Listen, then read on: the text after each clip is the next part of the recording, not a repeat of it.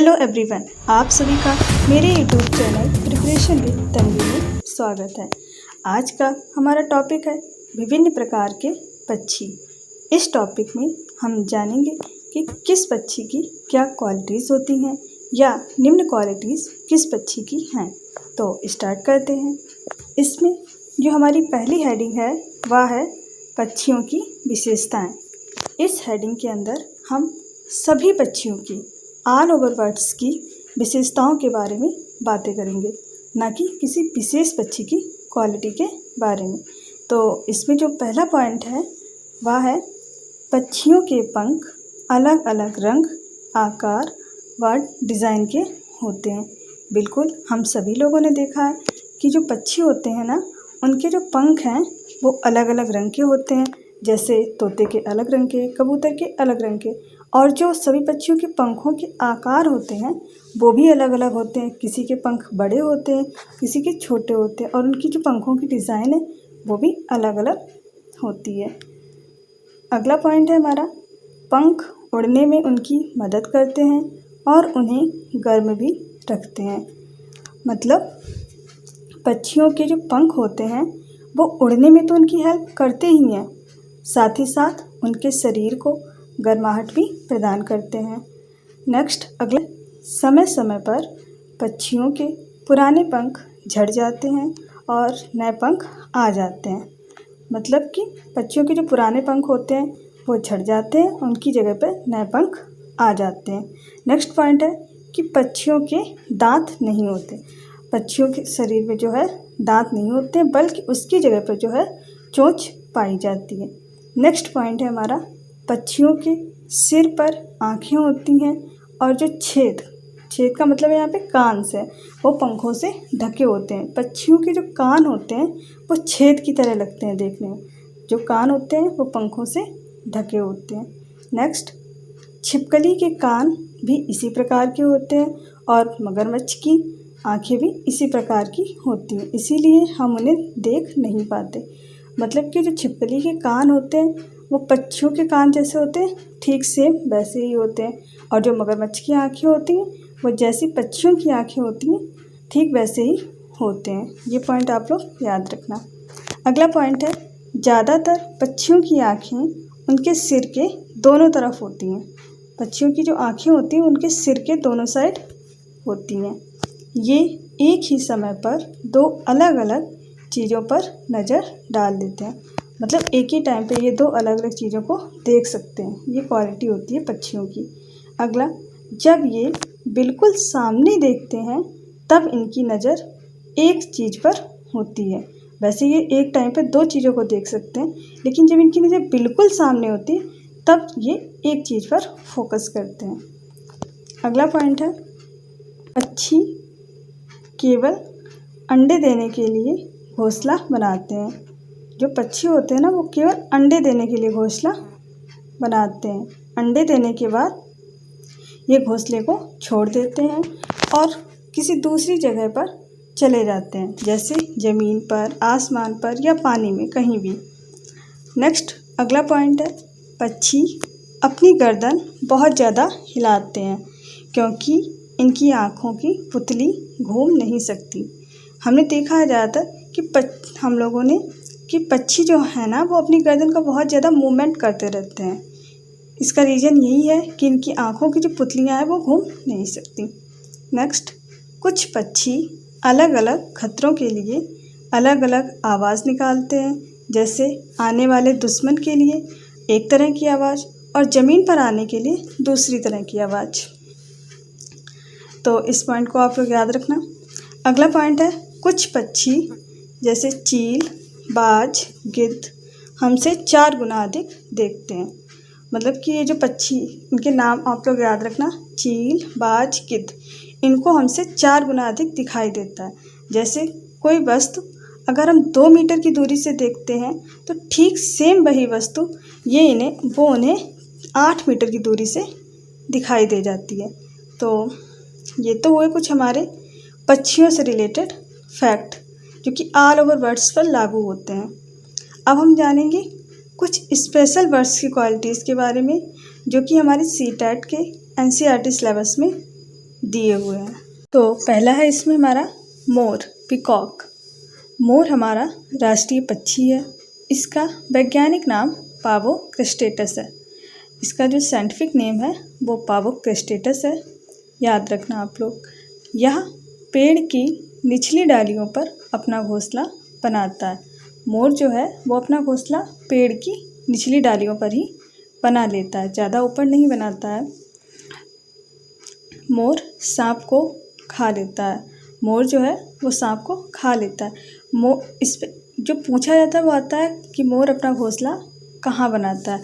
तो मोर जो अपना घोंसला है वो पेड़ की निचली डालियों पर बनाता है। ये पॉइंट याद रखना आप लोग। नेक्स्ट पक्षी है हमारा चील। चील चूहे खाती है। इसकी पूँछ लंबी व खांचे वाली होती है। जैसे यहाँ पे पिक्चर लगी है तो उसमें दिख भी रहा है कि इसकी जो पूँछ है वो लंबी है और उसमें खांचे टाइप में बने हुए हैं। चील हमसे 4 गुना अधिक देख पाती है। जैसा कि अभी हमने पीछे पढ़ा भी था कि ये 3 पक्षी ऐसे हैं जो हमसे 4 गुना अधिक देख लेते हैं। तो एक तो उसमें चील हो गया, दूसरा गिद्ध और बाज। चील पेड़ की ऊंची डाल पर अपना घोंसला बनाती है। तो चील अपना घोंसला पेड़ की ऊंची डाल पर बनाती है। और अभी जो हमने पढ़ा था कि मोर अपना घोंसला कहाँ बनाता है, तो वो पेड़ की निचली डालियों पर बनाता है। सबसे बड़ा घोंसला चील ही बनाती है, लगभग 3 से 4 फीट चौड़ा। अगर पूछ दिया जाए कि जो सबसे बड़ा घोंसला है वो कौन सा पक्षी बनाता है, तो राइट आंसर होगा हमारा चील। चील ही एकमात्र ऐसा पक्षी है जो अपने घोंसले का उपयोग साल दर साल करती है, जबकि बाकी पक्षी अंडे फूट जाने के बाद घोंसले को छोड़ देते हैं। तो अभी हमने पीछे पढ़ा भी था कि जो पक्षी होते हैं वो घोंसला सिर्फ अंडे देने के लिए ही बनाते हैं। जब अंडा फूट जाता है और उसमें से बच्चा बाहर आ जाता है तो वो घोंसले को छोड़ देते हैं। लेकिन इसमें एक पॉइंट याद रखने वाला ये है कि चील एक ऐसा पक्षी है जो अपने घोंसले का प्रयोग करती रहती है। जो हमारा पक्षी है वो है कौवा। कौवा भी अपना घोंसला पेड़ की ऊंची डाल पर बनाता है। तो अभी हमने पढ़ा था चील पेड़ की ऊंची डाल पर बनाता है, और सेम वैसे कौवा भी जो अपना घोंसला वो पेड़ की ऊंची डाल पर बनाता है। इसके घोंसले में मोटी शाखा व लोहे के तार पाए जाते हैं। ये दोनों पॉइंट याद रखना कि कौवा जो है वो अपना घोंसला पेड़ की ऊंची डाल पर बनाता है, और इसका जो घोंसला होता है उसमें मोटी शाखाएं लकड़ी की और लोहे के तार वगैरह पाए जाते हैं। अगला जो हमारा पक्षी है वो है कोयल। तो कोयल अपना घोंसला नहीं बनाती है। हम सभी लोग जानते हैं कि कोयल अपना घोंसला नहीं बनाती है। यह कौवे के घोंसले में अंडे देती है, या बहुत चालाक होती है, अपना खुद का घोंसला नहीं बनाती है, कौवे के घोंसले में अपने अंडे देती है, और बेचारा कौवा उन्हें अपने अंडे समझकर उन्हें सेता भी है। अगला पक्षी है हमारा गिद्ध, वल्चर। तो गिद्ध मरे हुए जानवरों को खाता है। इसे अपघटक, मृतोपजीवी, स्कैवेंजर और प्रकृति का सफाई करता भी कहा जाता है, क्योंकि ये मरे हुए जानवरों को खाता है। तो इस वजह से जो है पर्यावरण हमारा स्वच्छ रहता है। इसलिए इसके कुछ नाम हैं जो दिए हुए, इन्हें आप लोग बहुत अच्छे से एक बार फिर से पढ़ना और याद रखना। अपघटक, मृतोपजीवी, स्कैवेंजर और प्रकृति का सफाई करता। अगला पॉइंट है, यह सुनसान इलाकों में अपना घोंसला बनाता है। तो ये जो है अपना घोंसला सुनसान इलाकों में बनाता है, क्योंकि जाहिर सी बात है यह सुनसान इलाकों में ही पाया जाता है, तो अपना घोंसला भी वहीं बनाता है। अगला पक्षी है कबूतर। कबूतर की चोंच लाल और सलेटी होते हैं। यह गुटुरगू की आवाज़ निकालता है। कबूतर अपना घोंसला पुराने घरों या खंडहरों में कहीं भी बना लेता है। मतलब कबूतर जो है वो अपना घोंसला पुराने घर या खंडहर उनमें बना लेता है। मतलब ये अपना जो घोंसला है वो पेड़ पर नहीं बनाता है। वैसे भी कबूतर ज़्यादातर हैं जो पुराने घर वगैरह होते हैं वहीं पाए जाते हैं, तो वहीं अपना घोंसला बना लेते हैं। नेक्स्ट अगला पक्षी है हमारा गौरैया। गौरैया आमतौर पर अपना घोंसला घरों के आसपास बनाती है, जैसे अलमारी के पीछे, छत पर, आईने के पीछे वगैरह। तो गौरैया है वो अपना घोंसला जो घर होते हैं उनके आसपास कहीं भी बना ले, जैसे अलमारी के पीछे बना लिया, छत पर बना लिया, आईने के पीछे बना लिया। अगला, यह दिल्ली का राजकीय पक्षी है। तो जो गौरैया है वो दिल्ली का राजकीय पक्षी है। जैसे अपने यूपी का राजकीय पक्षी क्या है, कमेंट करके बताइए। अपने यूपी का राजकीय पक्षी है सारस। और आजकल गौरैया जो है बहुत विलुप्त होती जा रही हैं, तो उनको बचाने के लिए विश्व गौरैया दिवस मनाया जाता है, जो कि 20 मार्च को होता है। अगला नेक्स्ट पक्षी है हमारा तोता। तोते के पंख हरे व चोंच लाल होती है। यह अमरूद व हरी मिर्च खाता है। यह अपना घोंसला पेड़ के खोखले तने में बनाता है। तो जो तोता होता है वो पेड़ का खोखले तने के अंदर अपना घोंसला बनाता है। जैसे यहाँ पे पिक्चर लगी है उसमें दिखाया भी जा रहा है कि तने के अंदर तोते ने घोंसला अपना बनाया हुआ है। अगला पक्षी है कठफोड़वा। कठफोड़वा पेड़ के तने में छेद बनाता है और वहाँ पर छिपे हुए कीड़ों को खाता है। जैसे पिक्चर में दिखाया हुआ, पेड़ के तने में एक पिक्चर है उसमें छेद करते हुए दिखाया जा रहा है, दूसरी पिक्चर में दिखाया जा रहा है कि कठफोड़वे के मुंह में कीड़ा है। तो कठफोड़वा क्या करता है, पेड़ के तने में छेद बनाता है और जो उस तने के अंदर जो कीड़े होते हैं, जो छिपे हुए होते हैं, उनको खाता है। इसके अन्य नाम हैं हुदहुद, हुप और इंडियन वुडपेकर। तो जैसा नाम वैसा काम, इसका नाम ही है कठफोड़वा। कठ मतलब काठ मतलब लकड़ी, फोड़वा लकड़ी को फोड़ता है। तो क्वालिटी क्या है इसकी कि लकड़ी को फोड़ता है, वहाँ पे छिपे हुए कीड़ों को खाता है, इसलिए इसका नाम कठफोड़वा है। वुडपेकर, इंग्लिश में वुडपेकर कहते हैं। और दूसरे जो दो नाम हैं वो हैं हुदहुद और हुप। अगली इसकी क्वालिटी है कि इसके सिर पर कलगी होती है। इसके जो सिर पे है वो कलगी होती है, जैसे उसके मुर्गे की होती है, वैसे ही इसके सिर पे कलगी पाई जाती है। अगला पक्षी है हमारा बसंत गौरी, जिसे इंग्लिश में बारबेट कहते हैं। यह पेड़ के तने में गहरा छेद बनाकर अपना घोंसला बनाती है। सेम जैसे कठफोड़वा करता है कि वो पेड़ के तने में गहरा छेद बनाकर वहाँ पे छिपे हुए कीड़ों को खाता है, ठीक वैसे ही ये पेड़ के तने में छेद बनाकर उसमें ही अपना घोंसला बनाती है। और गर्मियों में यह टुक टुक की आवाज़ करती रहती है। अगला पक्षी है हमारा दर्जिन चिड़िया। यह पक्षी अपनी चोंच का सुई की तरह इस्तेमाल करके पत्तों को सिलकर अपना घोंसला बनाती है। तो यह क्या करती है कि इसकी जो चोंच होती है इसे सुई की तरह यूज़ करती है और पत्तों को सिल लेती है आपस में और उससे अपना घोंसला बनाती है। जैसे कि यहाँ पे जो पिक्चर लगी है उसमें दिखाया भी गया है कि कैसे किस तरह से पत्तों को सिलकर अपना घोंसला बनाती है। इसलिए इसका नाम दर्जिन चिड़िया है और इंग्लिश में टेलर बर्ड कहते हैं, क्योंकि ये दर्जी की तरह इसका काम है। कितनी क्यूट होती है ये दर्जिन चिड़िया। अगला पक्षी है हमारा शक्कर खोरा। शक्कर खोरा डाली पर लटकता हुआ घोंसला बनाता है। ये जो क्या करता है, डाली पर लटकता हो, इसका जो घोंसला होता है वो लटकता हुआ होता है, जैसे यहाँ पे पिक्चर में दिख भी रहा होगा आप लोगों को। इसे सूर्य पक्षी, सनबर्ड भी कहते हैं। हाँ, इसका जो दूसरा नाम है सनबर्ड, सूर्य पक्षी, वो आप लोग याद रखना। ज़रूरी नहीं एग्ज़ाम में दिया हो कि शक्कर खोरा। शक्कर खोरा तो नॉर्मली याद रहता है, लेकिन जो दूसरा नाम है इसका याद रखना, सूर्य पक्षी, सनबर्ड। नेक्स्ट अगला पक्षी है हमारा कलचिड़ी, इंडियन रॉबिन। इंग्लिश में इसका नाम है इंडियन रॉबिन। दोनों ही नाम याद रखना, कलचिड़ी या इंडियन रॉबिन। यह अपना घोंसला सड़क के किनारे पत्थरों के बीच बनाती है,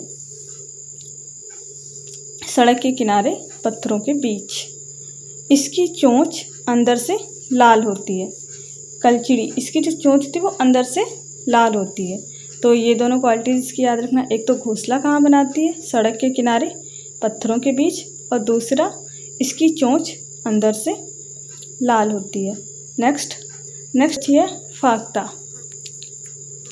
फाख्ता अपना घोंसला कैक्टस के कांटों के बीच या मेहंदी की मेड़ में बनाता है।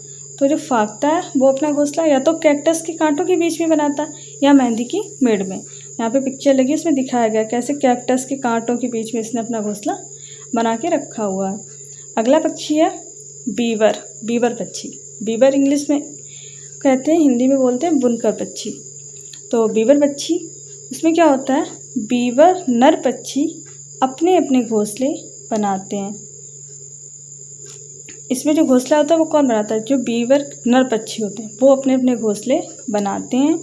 और मादा बीवर, जो मादा बीवर है वो उन सभी घोंसलों को देखती है और उनमें से जो उसे सबसे अच्छा लगता है उसी में वो अंडा देती है।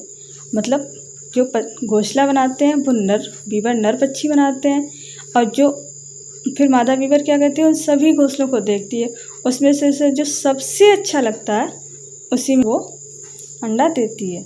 अगला पक्षी है बुलबुल, इंग्लिश में इसे नाइटिंगेल कहते हैं। बुलबुल पक्षी के नर और मादा दोनों देखने में समान होते हैं, मतलब कोई भी डिफरेंस नहीं होता, सेम टू सेम होते हैं नर और मादा, मेल एंड फीमेल। अगला नेक्स्ट है मैना। मैना झटके से अपनी गर्दन को आगे पीछे कर सकती है।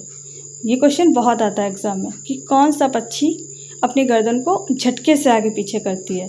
तो ये क्वालिटी है मैना की। मैना जो है वो एकदम झटके से अपनी गर्दन को आगे पीछे कर सकती है। अगला पक्षी है उल्लू। उल्लू अपनी गर्दन को काफ़ी हद तक पीछे घुमा सकता है, लगभग 360 डिग्री तक। तो अभी हमने क्या पढ़ा कि मैना है वो झटके से अपनी गर्दन को सिर्फ आगे पीछे कर सकती है, लेकिन उल्लू अपनी गर्दन को काफ़ी हद तक पीछे घुमा सकता है, लगभग 360 डिग्री, मतलब कि पूरा ही घुमा सकता है। तो उल्लू और मैना में ये डिफरेंस है और दोनों ही क्वेश्चन बहुत ही इम्पॉर्टेंट है। अगला उल्लू रैकून पक्षी केवल काले और सफ़ेद रंग को ही देख सकते हैं। एक तो उल्लू, दूसरा है रैकून। ये दोनों पक्षी सिर्फ काले और सफ़ेद रंग को ही देख पाते हैं, अन्य रंग इन्हें नहीं दिखते हैं।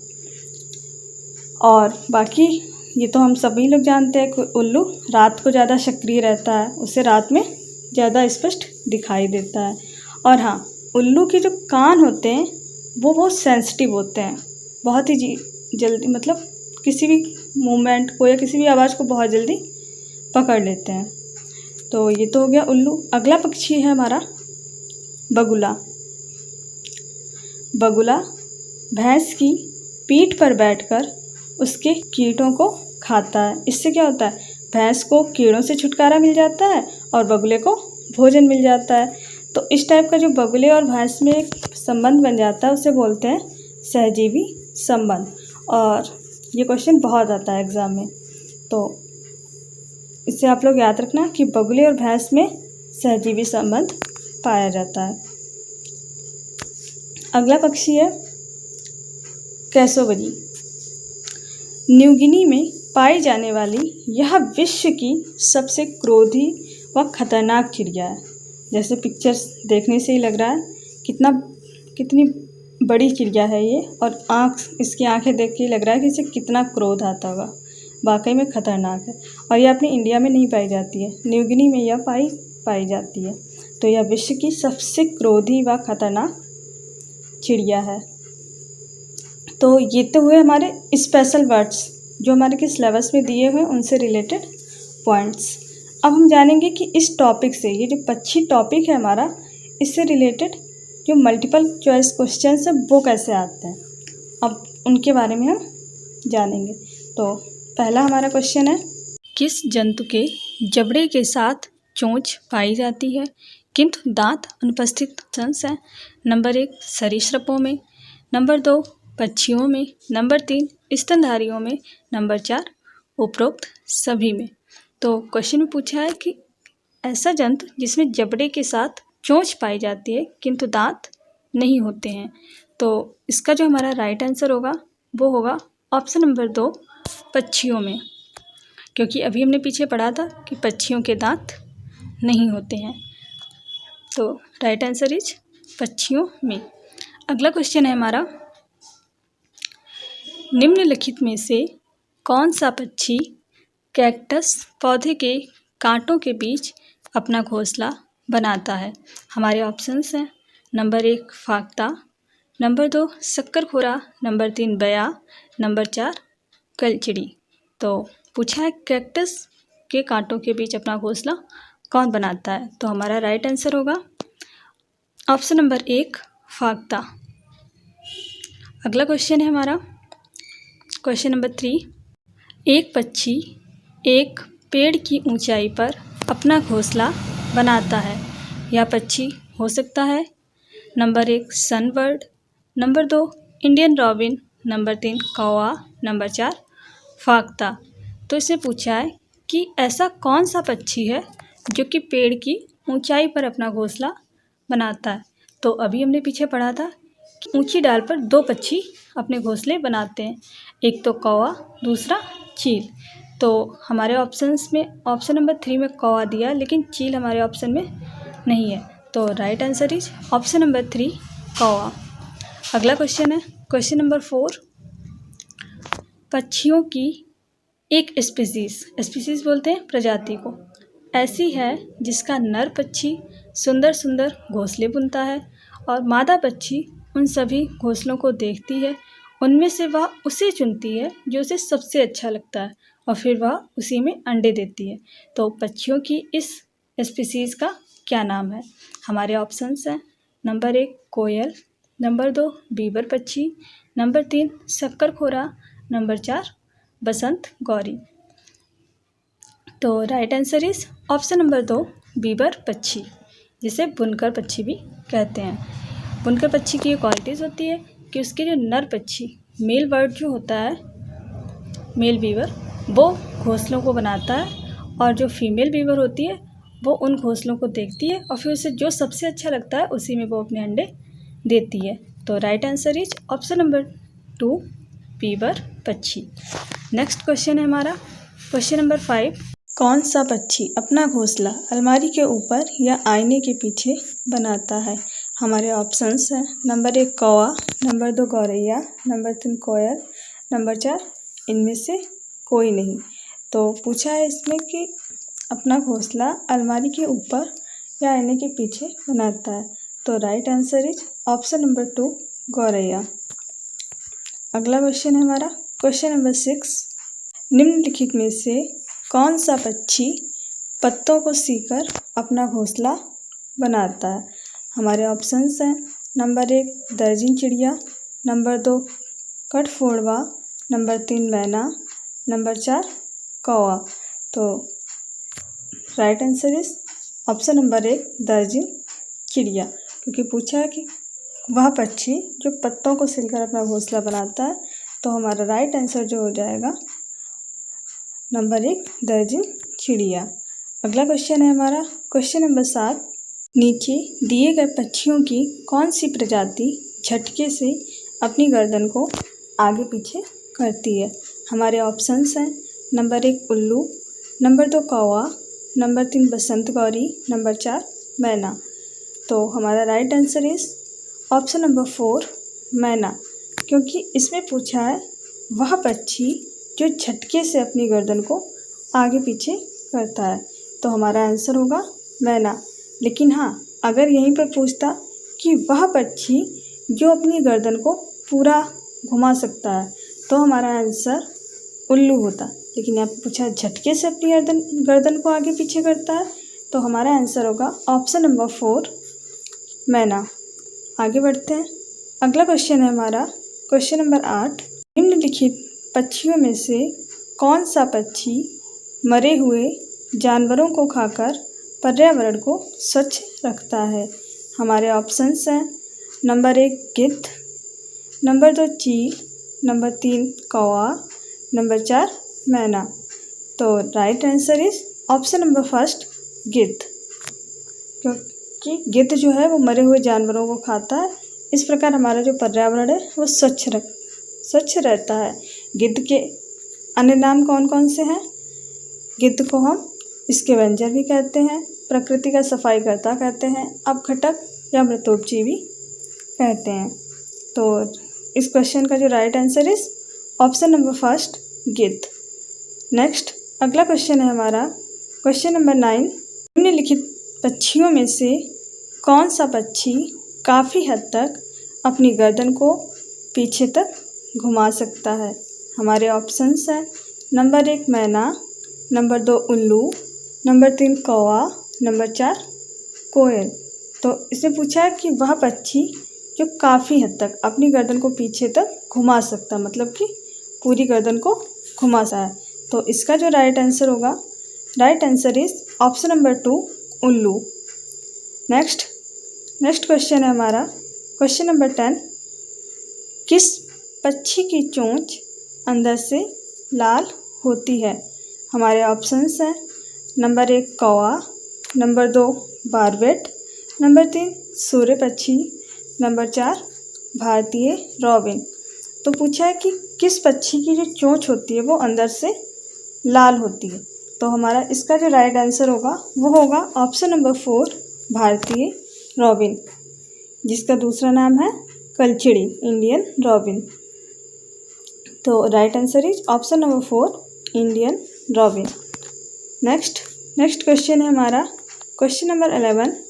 निम्नलिखित में से कौन सा पक्षी ऊंची डाल पर अपना घोंसला बनाता है?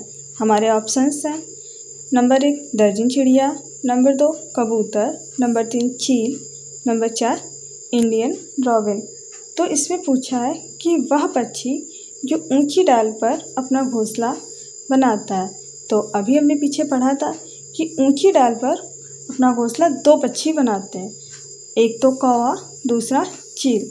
तो हमने अपने ऑप्शंस में देखेंगे कि इन 2 पक्षियों में से कौन सा पक्षी हमारे ऑप्शंस में दिया है। तो हमारे ऑप्शंस में कौवा तो दिया नहीं है, इसलिए हमारा राइट आंसर होगा, right answer is option number 3 चील। नेक्स्ट आगे बढ़ते हैं। हमारा अगला क्वेश्चन होगा क्वेश्चन नंबर 12। एक छोटे से पेड़ की डाली से लटकने वाला घोंसला बनाने वाला पक्षी है। हमारे ऑप्शंस हैं नंबर 1 कौवा, नंबर 2 बारबेट, नंबर 3 सूर्य पक्षी, नंबर 4 भारतीय रॉबिन।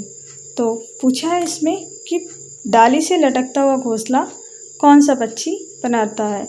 तो ये तो हम जानते हैं कि डाली से लटकता हुआ घोंसला शक्करखोरा बनाता है, लेकिन इस ऑप्शन में शक्करखोरा तो दिया नहीं हुआ। लेकिन शक्करखोरा का दूसरा नाम होता है सनबर्ड, जिसे हिंदी में सूर्य पक्षी कहते हैं। इसलिए हमारा राइट आंसर होगा ऑप्शन नंबर 3 सूर्य पक्षी। तो हमें शक्करखोरा तो याद रहता है, लेकिन हमें इसके साथ में इसका दूसरा नाम जो कि सूर्य पक्षी या सनबर्ड है वो भी याद रखना है। तो नेक्स्ट क्वेश्चन नंबर 13। पक्षियों को उनके सही विकल्पों से सुमेलित कीजिए। इसमें हमें मैचिंग करनी है। एक तरफ पक्षियों के नाम दिए हुए हैं, दूसरी तरफ उनसे रिलेटेड घोंसले दिए हुए, तो हमें दोनों को आपस में मैच करना है। जैसे एक तरफ पहला दिया है शक्करखोरा, दूसरी तरफ दिया है अपना घोंसला स्वयं नहीं बनाती, वी कोयल, उधर दिया है सड़क के किनारे पत्थरों के बीच घोंसला, सी इंडियन रॉबिन, 3 नंबर झाड़ी पर 2 पत्तों को नुकीली चोंच से सीकर बनाया हुआ घोंसला, डी टेलर बर्ड, नंबर 4 छोटे पेड़ की डाली पर लटका हुआ घोंसला। तो अब हमें इन दोनों को आपस में मैच करना है। तो पहले हम, अगर हमें सारे नहीं पता है तो पहले हम कोई भी 2 मैच करके अपने आंसर को लगाने की कोशिश करेंगे। अगर नहीं होता है तो हम सारे मैच करेंगे। तो पहला हमने देखा ए, शक्कर खोरा। तो यह हमें अच्छे से पता है कि शक्कर खोरा अपना घोंसला डाली पर लटकता हुआ बनाता है। तो इसका जो राइट हो जाएगा वो हो जाएगा इधर से 4 नंबर पे, छोटे पेड़ की डाली पर लटका हुआ घोंसला। तो ए हमारा मैच हो जाएगा 4 से।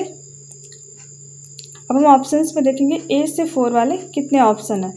तो option number A4, B2, A4 से है, तो ये हमारा आंसर हो सकता है। नेक्स्ट ऑप्शन बी में A1 से है, तो ये नहीं होगा। ऑप्शन सी में A1 से है, तो ये भी हमारा आंसर नहीं हो सकता। ऑप्शन नंबर डी A4 से है, मतलब कि A4 वाले 2 आंसर हैं। तो या तो हमारा आंसर ऑप्शन नंबर ए हो सकता है या ऑप्शन नंबर बी। आगे बढ़ते हैं, अभी हम नहीं बता सकते कि हमारा आंसर क्या होगा। आगे बढ़ते हैं। इधर हमारा जो पक्षी दिया है बी नंबर पे वो है कोयल। तो कोयल का हमें पता होता है कि ये अपना घोंसला नहीं बनाती है। तो बी वाला जो हमारा मैच हो जाएगा वो सेकंड टेबल में नंबर 1 से मैच होगा, अपना घोंसला स्वयं नहीं बनाती। तो बी हो जाएगा 1 से। तो B1 वाला हम ऑप्शन देखेंगे, बी और सी तो हो ही नहीं सकता। अब हम सिर्फ ए और डी को देखेंगे। तो ऑप्शन नंबर ए में A4 से सही है, B1 से होना चाहिए, लेकिन बी हमारा 2 से, तो ये भी हमारा आंसर नहीं होगा। तो बी सी पहले से ही नहीं हो सकता, अब ए भी नहीं होगा। तो हमारा जो राइट आंसर होगा, right answer is option number D. Option number D हमारा राइट आंसर होगा। अब हम चारों को एक बार देख लेते हैं। तो ए हमारा 4 से, यानी कि शक्कर खोरा छोटे पेड़ की डाली पर लटका हुआ घोंसला। B1 से, मतलब कि कोयल अपना घोंसला स्वयं नहीं बनाती। C2 से इंडियन रॉबिन, सड़क के किनारे पत्थरों के बीच घोंसला। D मतलब टेलर बर्ड, मतलब कि दर्जन चिड़िया। और 3 झाड़ी पर 2 पत्तों को नुकीली चोंच से सिलकर बनाया हुआ घोंसला। तो इस तरीके से हम मैचिंग वाले क्वेश्चंस को आराम से कर सकते हैं। तो राइट आंसर होगा ऑप्शन नंबर डी। आगे बढ़ते हैं। अगला क्वेश्चन है हमारा क्वेश्चन नंबर 14। पक्षियों के बारे में सही कथन का चुनाव कीजिए। हमें इसमें कथन दिए हैं, उसमें से जो पक्षियों के बारे में जो सही बैठता है उनका हमें सिलेक्शन करना है। तो हमारा पहला कथन है, पक्षियों के सिर के दोनों तरफ आँखें होती हैं। अगला कथन है, पक्षियों के दांत नहीं होते हैं। नेक्स्ट कथन है, पक्षियों की आँखों की पुतलियाँ घूम जाती हैं। अगला कथन है, पक्षी केवल अंडे देने के लिए ही घोंसला बनाते हैं। तो ये 4 कथन हमें दिए हुए हैं। इनमें से जो सही कथन है उन्हें हमें सिलेक्ट करना है। तो जो पहला कथन है, पक्षियों के सिर के दोनों तरफ आँखें होती हैं, बिल्कुल सही बात है। तो पहला तो हमारा सही हो गया। दूसरा है, पक्षियों के दांत नहीं होते हैं, ये भी सही है। अगला है, पक्षियों की आँखों की पुतलियाँ घूम जाती हैं, ये हमारा गलत हो जाएगा, क्योंकि पक्षियों की आँखों की पुतलियाँ नहीं घूमती, इसीलिए तो अपनी गर्दन को हमेशा ज़्यादातर घुमाते रहते हैं। तो ये हमारा गलत हो जाएगा। अगला है, पक्षी केवल अंडे देने के लिए ही घोंसला बनाते हैं, ये बिल्कुल सही है।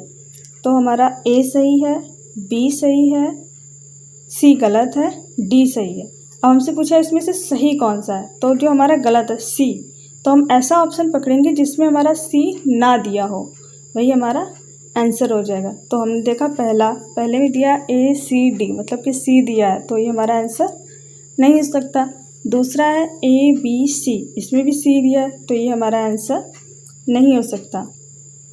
ऑप्शन नंबर 3 ABD, इसमें सी नहीं दिया है, तो यानी कि हमारा जो राइट आंसर होगा वो ऑप्शन नंबर 3 ABD होगा, क्योंकि 4 में भी सी दिया है, तो 4 ऑप्शन भी नहीं हो सकता। तो इसलिए इस क्वेश्चन का जो राइट आंसर होगा वो होगा ऑप्शन नंबर 3 ABD। आगे बढ़ते हैं। नेक्स्ट क्वेश्चन है हमारा क्वेश्चन नंबर 15। पक्षी और उनकी चोंच पर आधारित निम्नलिखित में से कौन सा प्रश्न बच्चों को तर्क देने और विश्लेषण करने का अवसर प्रदान करने की दृष्टि से सर्वश्रेष्ठ है? हमारे ऑप्शंस हैं। नंबर 1, पक्षियों की चोंच के आकार में भिन्नता क्यों होती है? दूसरा, एक पक्षी का नाम लिखिए, उसकी चोंच का वर्णन कीजिए और स्पष्ट कीजिए कि उसकी चोंच का आकार उसके खाने की आदतों से किस प्रकार जुड़ा है। हमारा तीसरा ऑप्शन है, एक पक्षी की चोंच लंबी, सीधी और नोकदार है, जिसके किनारे तीखे हैं, वह किस प्रकार का भोजन करेगा। चौथा ऑप्शन है, तोते की चोंच का वर्णन कीजिए। तो इसमें पूछा है कि अगर हमें बच्चे से पक्षी और उनकी चोंच के बारे में कोई तर्क करवाना है, एनालिसिस करवाना, इसका हमें उन्हें चांस, एक अवसर देना है, तो हम इन चारों में से कौन सा क्वेश्चन उनसे करें कि वो बच्चे उस पर तर्क भी करें और एनालिसिस भी करें। तो इसका जो हमारा राइट आंसर होगा, right answer is option number 3। एक पक्षी की चोंच लंबी, सीधी और नोकदार है, जिसके किनारे तीखे हैं, वह किस प्रकार का भोजन करेगा। ये इस क्वेश्चन का हमारा राइट आंसर होगा, क्योंकि जब ये क्वेश्चन हम बच्चों से पूछेंगे तो हर बच्चे के तर्क अलग अलग होंगे, हर बच्चा इस पे एनालिसिस करेगा। तो इस क्वेश्चन का जो राइट आंसर हो जाएगा हमारा ऑप्शन नंबर 3। ये क्वेश्चन जो है हमारा इस टॉपिक से रिलेटेड पेडागोजी का क्वेश्चन है। तो right answer is option number 3। I hope आप लोगों को अब समझ में आ गया होगा कि इस टॉपिक से रिलेटेड किस टाइप के क्वेश्चंस हमारे एग्जाम में आते हैं। तो अगर वीडियो पसंद आया हो तो प्लीज़ लाइक करें और चैनल को सब्सक्राइब करें। Thank you.